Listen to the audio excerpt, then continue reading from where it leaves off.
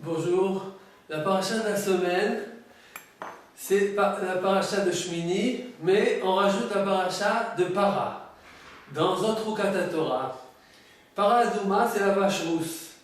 Il y en a eu en tout 7 vaches rousses, d'après des avis dans les sages, dans le Midrash.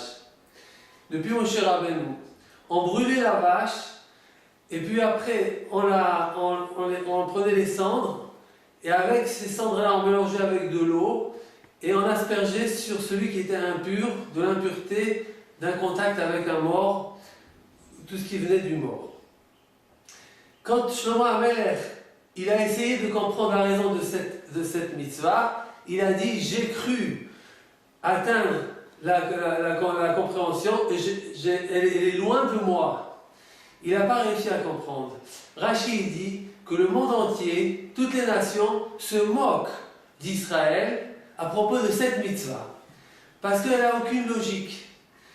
Et là, Akadosh Baruch Hu dit, c'est une loi que j'ai décrétée, tu n'as pas le droit de douter de cette loi.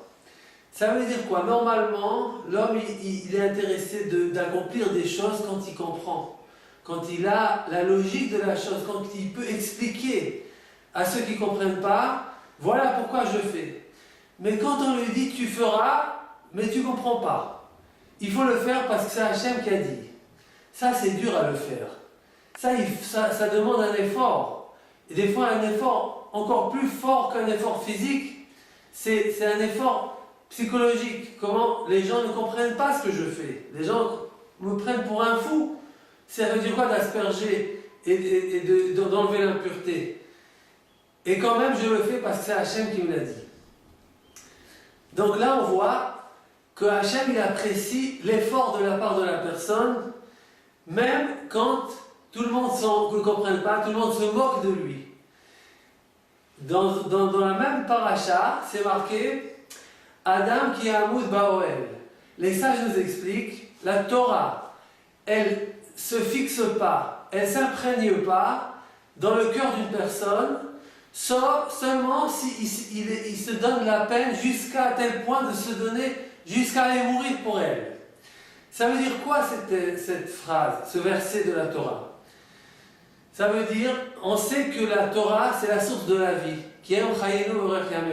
C'est la source de la joie. Alors comment est-ce que c'est possible que la Torah, elle cherche à rentrer, à se fixer, à trouver son habitat dans un cœur d'une personne où il est prêt de donner même la mort pour elle?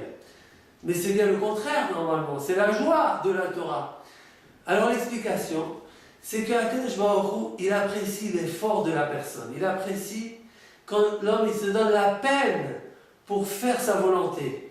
Et Hachem, il sonde le cœur de la personne, et quand il voit qu'une personne est prête de se donner de la peine, quand il fait une mitzvah, et que c'est dur à le faire, et il se donne la peine parce qu'il sait que ça vient de la volonté du bon Dieu, et il veut le faire. Akadosh Baruch Hu, il dit, cette personne-là, je vais lui donner un cadeau. C'est quoi le cadeau? Il y a un cadeau matériel, bon, mais c'est matériel. Mais il y a un cadeau encore plus fort, c'est spirituel. Il lui donne la Torah. Le plus beau cadeau qui peut exister, c'est la Torah. On trouve la même chose. C'est dans quelle période, dans l'histoire, que la Torah orale, elle a été dévoilée. Elle a été écrite, elle a été enseignée en public, elle a été dévoilée en très grande publicité. C'était à l'époque de l'issue du deuxième temple. À l'époque de Rabbi Yehuda Hanassi, Rabbi Akiva, cette époque des Tanaïm. Tana Devé Eliyahu, il dit pourquoi la Mishnah n'a pas été dévoilée bien avant? Il répond, il dit que c'est vrai que la Torah orale elle a été donnée sur le mont Sinaï avec la Torah écrite, mais Akadosh Baruch Hu, il attendait voir si le monde va mériter de la Torah orale, qu'elle va être propagée, qu'elle va être enseignée publiquement. Et il a cherché une génération qui soit apte, qui soit capable, qui soit méritante.